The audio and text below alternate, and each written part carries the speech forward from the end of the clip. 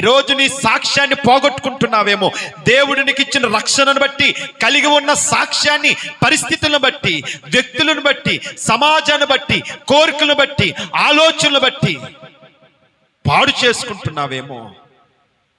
మృతులలో నుండి లేవబడిన లాజరును చూచడానికి అనేక మంది వచ్చి, చూచిన లాజరును బట్టి క్రీస్తుని అనేక మంది నమ్మారంటే, అంటే అక్కడ లాజరు దేవుని కొరకు సాక్షిగా బ్రతికి ఉన్నాడని బైబిల్ చెప్తుంది. హల్లెలూయా.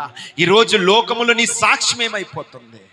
ఒక భక్తుడు ఎలా అంటూ ఉన్నాడు ఏమిటంటే, వీధిలో సాక్ష్యం కలిగి ఉండాలంట, మదిలో వాక్యం కలిగి ఉండాలంట, గదిలో ప్రార్థన కలిగి ఉండాలంట. గదిలో ప్రార్థన తక్కువైనా, మదిలో వాక్యం తక్కువైనా, వీధిలో సాక్ష్యం తక్కువైనా నీవు పచ్చని ఒలీవ చెట్టు వలె బ్రతకలేవు.